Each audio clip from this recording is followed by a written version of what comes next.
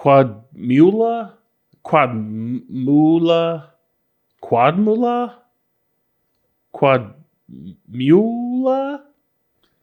feel like I'm getting the emphasis on the wrong syllable with this one. Hey everybody, I'm Bacon Ninja, and this is the Quadmula Siren F5 Split. And yeah, I'm going to say Quadmula.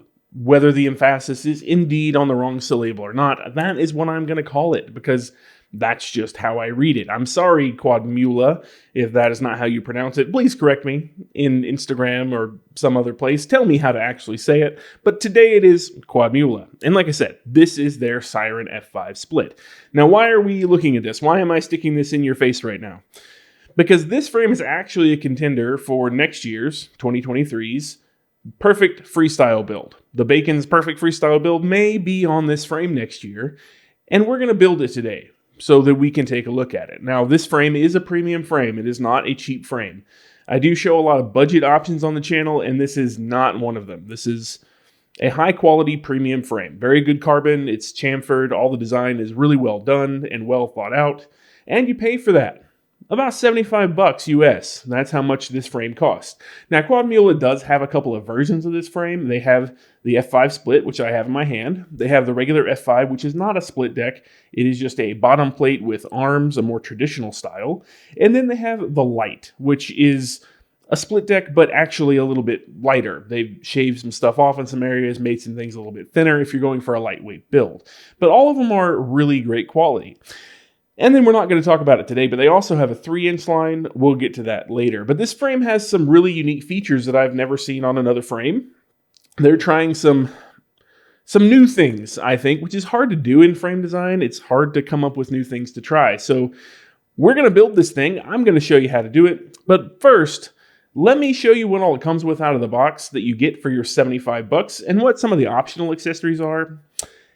And then I'm going to show you around its feature set a little bit to help you understand why I might be thinking about this one for my next perfect freestyle build, which is in no way a budget build. It is basically picking anything I want in a quad for that time gap. So we might see this in 2023.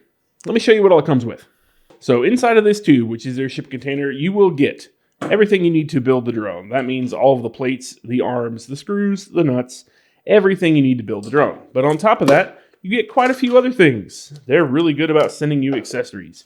You get a lot of different screw packs for different things you might be doing with it, a lot of extra things just in case you lose something, a couple of straps, which are decent quality straps, a battery mat, an antenna holder so you don't have to print anything, and you even get this, which is pretty interesting. It is a capacitor relocation holder for inside your frame with 2 capacitors ready to be worked on. All the leads are bent and everything, so you can just reload your cap. You also get the GoPro mount that's on here and the little grommets, which is pretty nice. That way you don't tear your printed GoPro mount up. They include those from the factory. And that's what you get for your $75. But before I give you any opinions on it, let me just go ahead and tell you that Quadmula did in fact send me this frame for free for review. No, they didn't pay me anything for my opinion. They haven't had any influence on that opinion, and I'm going to give it to you just as I see it. But just so you know, they did send it to me. I have not been paid or otherwise compensated for this video, so all of the opinions are my own and untampered and as crazy as they can possibly be. But anyway, moving on to the optional accessories, since you just spent your $75 on what was in that tube, they have these feet, these TPU printed feet, which also come with grommets, which is pretty interesting because every time I've used TPU printed feet, the screws don't want to go all the way up into the motor, and if they do, after a few flights, they start to wiggle loose. So it's really cool they grommeted the feet design. It makes it a little harder to print your own at home, but once you've bought one set of them with the grommets, you can recreate the prints if you ruin them and then just reuse the grommets. So you don't have to get in that situation where your TPU is squishing on your feet and you can't get your motors all the way tight. You can also get a front chin protector, which again is grommeted. Every instance of TPU on this quad is grommeted just like the GoPro holder. So they use these aluminum grommets and pan head screws to hold everything down, and it comes out really nice and clean. Let me go ahead and show you a couple of the other interesting features on here, and then I'm going to show you how to assemble the thing, because this is a sophisticated frame design. I mean, it might not look like it when it's all put together, but it's a fairly sophisticated frame design that combats resonance pretty well, which we're going to get into in a separate video.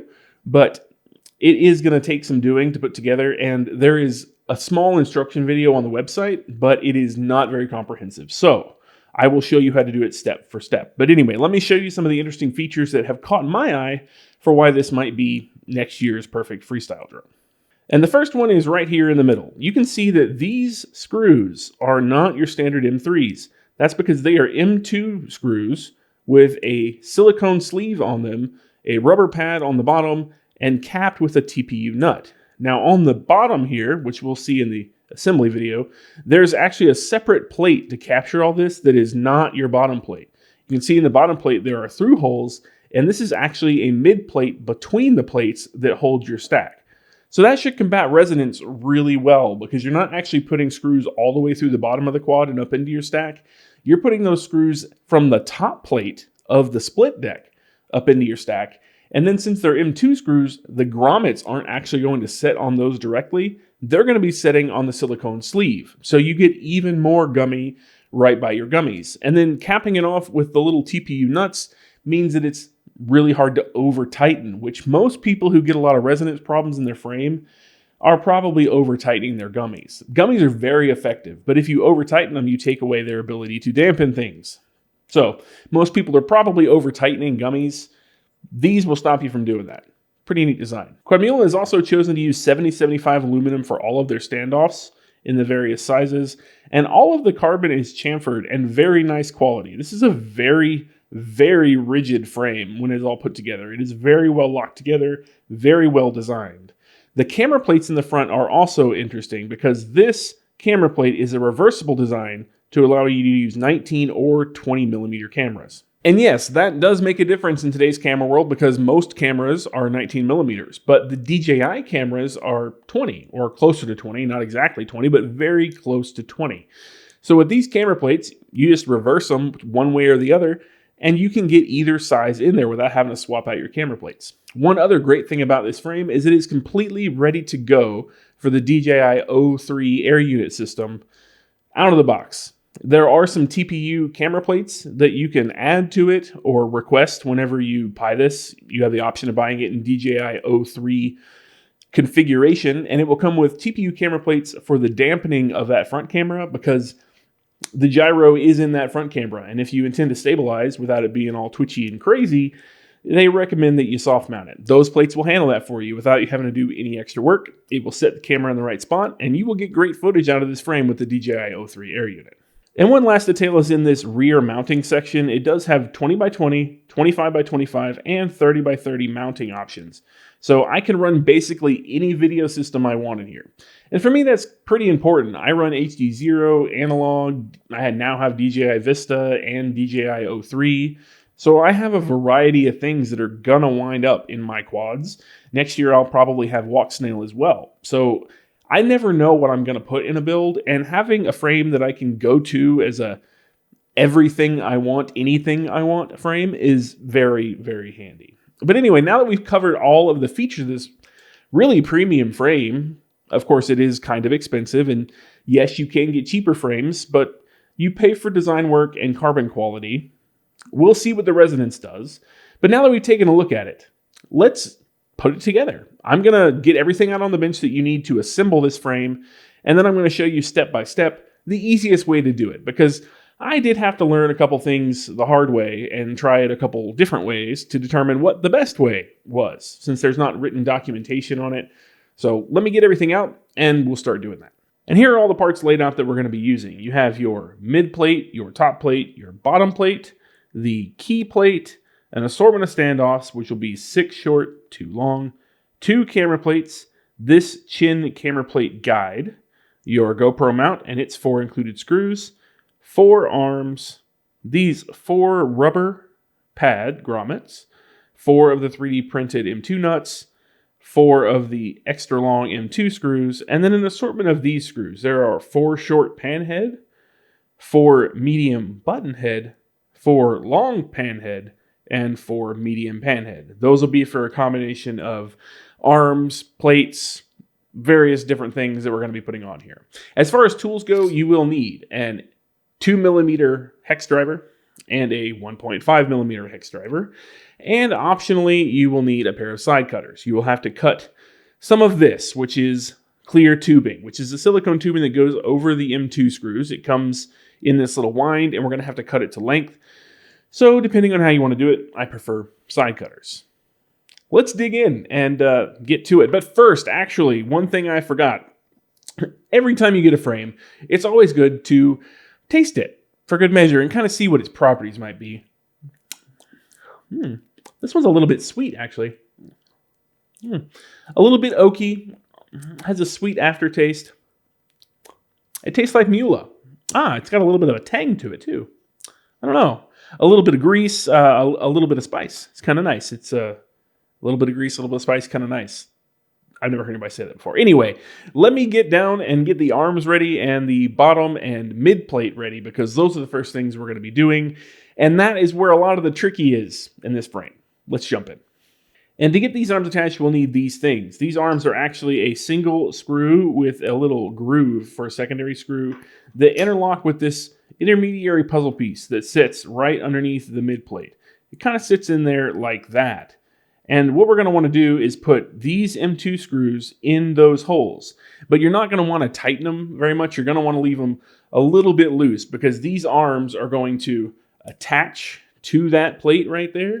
And if you tighten them all the way up, you're going to have a real crazy time getting them in there. So let's go ahead and get some M2 screws up through those and leave them about 3 turns too loose. Pretty decently loose. So I'm just going to set one of those in there, and then get it started in the M2 press nut, which will be that one right there. You can see how it's smaller than the other ones.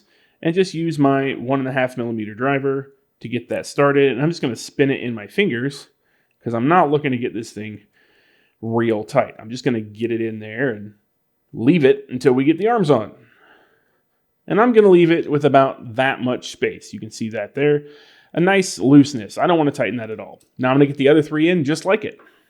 And when you're done, you'll have 4 stack screws sticking up through there. But again, this plate is very loose. We want to be able to wiggle it around, because we're going to be putting the arms up against this plate. And if we don't have it loose, it's going to be too tight to make everything work. We're going to tighten all of them up once we have all the arms in place to make sure that that sits correctly. What we don't want is it flopping around with a bunch of gap between the mid plate, but we want it to be able to shift, because we're going to be pushing it around with the arms to get it to work. And the first step to getting these arms on is to get this bottom plate on. So you can see it kind of sits in here. The M2 screws go right through the heads. Whenever there's arms in, it will actually be further from there. But if you set it with the M2 screws going through these through holes, it'll make the next part just a little bit easier.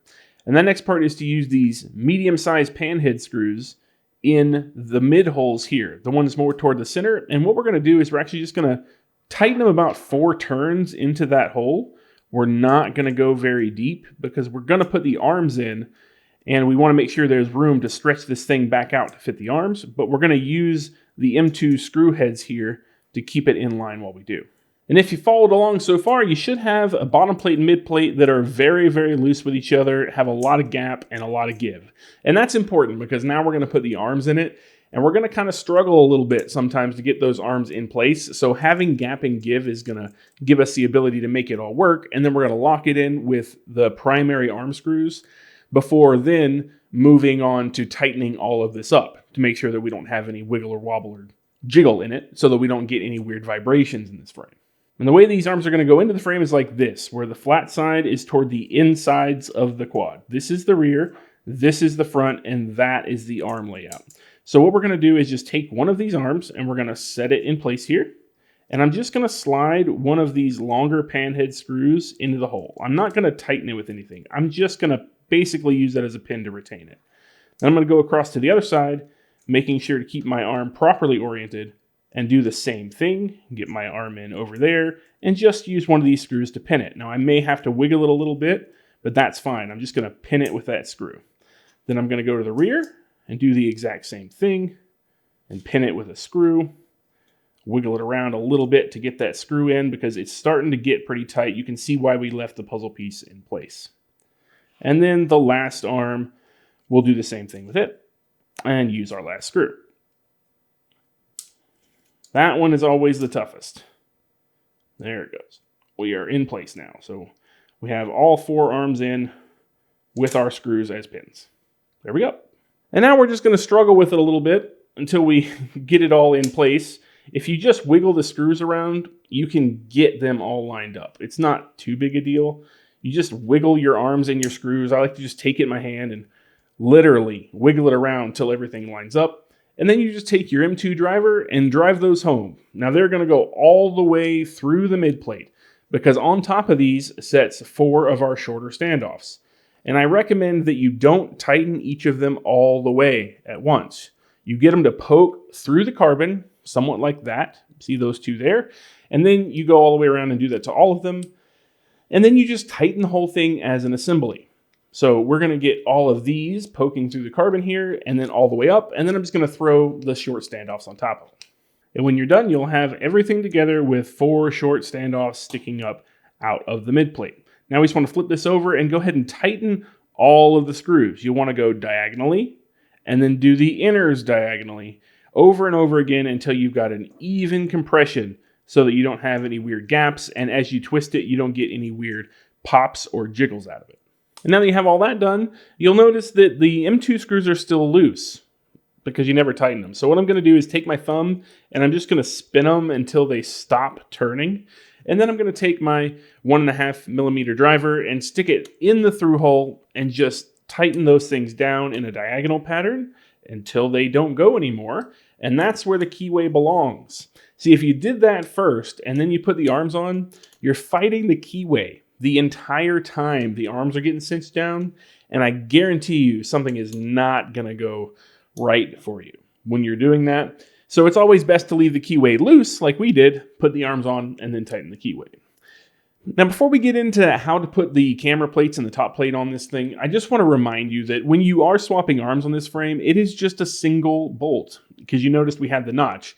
You just take this furthest most out, bolt out, the arm will slide out, you slide a new one in, put a new bolt in. You don't have to fight with it again because everything is holding it together in the place that it belongs. And Quadmula's carbon cutting is actually really, really clean. So you shouldn't have to sand it down or anything like that. They pay a lot of attention to the in milling. So the fit and finish is actually really good between replacement and component parts. So you shouldn't have to do any weird fiddling. So when you do an arm replacement, it is seriously just one screw. Don't think you have to take the whole thing apart like we just did and have to fight it all over again just to replace an arm. All right, let's get the camera plates on this. I'll show you a couple of features there because you're going to have to make a decision about which direction you put them in, and then we'll put the top plate on. And for this camera plate installation, you're going to need this camera plate chin adapter, 2 of the button head medium screws, and your 2 long standoffs. This adapter actually just sits on top of the front of the quad like that. So I'm going to put it on there, hold it with my finger, and then just slide one of these bolts through the bottom. And as I do, I'm going to get it attached there. Then I'm going to spin this standoff, which is the longer standoff. Don't forget, this is the only place where we use the long ones, onto there loosely and repeat the process with this other side until I have both standoffs in place. And this is where the decision on the camera plates comes in because these camera plates are designed to sit like this, but they can also sit like this. And the reason you might want to think about it is because of the side profile. What Quadmula has actually done is milled down one side of this plate so the tabs stick out over one side. So if you have the milled pieces toward the middle, you actually have 1 millimeter more than if you have the milled pieces facing out. So when the milled pieces are facing outward, you get 19 millimeters of camera spacing. And when the milled pieces are facing inwards, you get 20 millimeters of camera spacing for the larger DJI cameras, the O3 Air Unit if you don't want to use isolation plates, or if you get the isolation plates, it'll fit that perfect. But things like the Nebula Pro, the larger DJI cameras, can fit with the milled side inward. So make a decision as to how you want to put them. But no matter how you do it, what it's going to look like is this for the hole arrangement. 3 holes with a little moon going from left to right is how it's going to go in. And for me, I will be running the O3 Air Unit, so these are actually going to come out anyway. I'm just going to put milled side in. And all you do is you slide them into that little plate adapter piece we just put on with the standoffs, and they should look like that. The holes should have that pattern whenever they're in correctly. Really, really simple. Now we just have to put the back 2 standoffs on and throw a top plate. And remember, these back two standoffs will be short again. The only long standoffs are in the very front. So you'll need the shorter standoffs and two, again, of the medium-sized button head screws. These button head screws will just go through the bottom holes at the back of the frame, and then you just put your standoffs on. It's really simple. But before we put a top plate on here, we actually want to put this silicone tubing on the M2 standoffs. And before you do that, you're going to want to put these little black O-rings on top, because that will give your gummies a little bit of separation from the press nuts, even more so than they already are. And they're actually going to be held on with this tubing, so they really need to go on first. The tubing installation is really simple. You just slide the tubing over one of these M2 standoff screws. Just slide it on there like you're casing a sausage. And it should look like that. Oh, my camera plates left. I left them. It should look like that. You'll notice how it's way too long. All we're going to do is we're going to take our side cutters, and I'm just going to hold it at the very top of that M2 screw and give it a little cut. There we go. And you're going to want to do that to all four of these. Now, once you've got it to that point, you probably can just go ahead and stab one of these little M2 printed nuts on like that. They're kind of conical, so the cone faces up, and that's what's going to cap your stack. And once you have all your little tubes on, all you do is put your little 3D printed stoppers on there. Now, when you get ready to put a stack in this thing, you will take the stoppers off, slide your stack on, and then use those as the nuts on top of your stack. If your stack is short, you can just push them down further. If your stack is too tall, you can actually pop those out and use Nylock M2 nuts, but these are better if you can get away with them. And no, they don't just fall off on you mid-flight. It's perfectly fine. They're made for this, and it gives you a little bit more cushion for your vibration dampening. All right, so now that we have absolutely everything done to it, I'm just going to throw the top plate on it and show you how to put the GoPro mount on, and you've got a fully built frame, my friend. So making sure your camera plates are in for sure, you're just going to set this top plate on top of those. It may take a little bit of doing to get them in, and you'll notice there are 4 holes in the back with recesses, and that's where these small taper screws go. So we're going to take 4 of these small tapered bolts and put those in the recessed holes. And you don't have to tighten them. Again, it's not a good practice to just completely tighten all of your frame screws down before you have the thing assembled completely. So I'm just putting them in loosely and letting them stop where they stop. But I'm going to get all 4 of those in. And then we're going to move on to putting the GoPro mount on the front, which act as the front holes for the top plate. They all kind of meld together, and they are 4 different screws. Because the GoPro mount on this is actually grommeted. So you can see it has a tapered grommet that goes all the way through the print. So if we just set this on the front like so, actually I think it goes this way. Yes, it does. You can tell because it is molded to the side, so run your fingers across it and confirm the direction. But you just set these taper screws in the GoPro mounts holes and crank them on down. Again, not all the way. You just want to go far enough to hold them in place. That's really all you ever need when you're doing frame assembly. These are a little bit longer, so it'll take a little longer to do them, but once you get all 4 of those in, you'll be good to go. And you will have a fully built Quadmula Siren F5 Split. And that's a handful. That's a mouthful of naming. But this is a really unique and interesting frame, and I am excited to see if it holds up to all of the abuse I'm going to throw at it over the next few months while it becomes a contender for my perfect freestyle build. I have this and a couple other things in mind, and this might win out. We will see. So what I'm going to do with this next is actually build out a quad on it. I'm going to build out all the rest of my perfect freestyle electronics.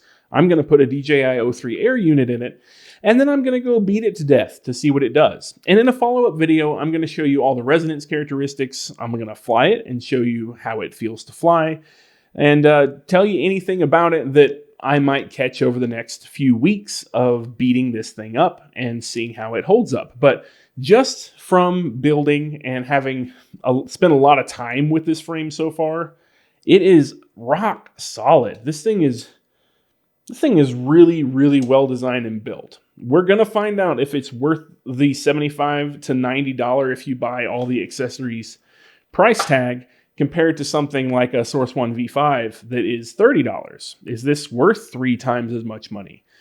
We're going to see, but if you want to build one, now you know how to do it.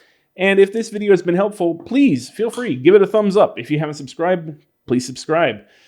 If you don't know, I have a Patreon and a Buy Me a Coffee if you want to support me in doing all of these stupid things like not being able to pronounce the name of a drone frame manufacturer. If you find that interesting, I do have those things, and there are links in the description. If today's the day you want to do that, well, thank you very much. And if not, I'll keep doing stupid things anyway, and if you just keep watching the stupid things, it'll be fine. Anyway, thank you for watching. I'm going to go finish building this thing because I'm really excited to put electronics in it. And until next time, stay greasy. I'll catch you later. I need to and yeah a lot less. I need to and yeah a whole lot less in my videos. Because I do not like it. Because I sound like I don't know what I'm saying, even though I knows what I'm saying. Yeah. Okay.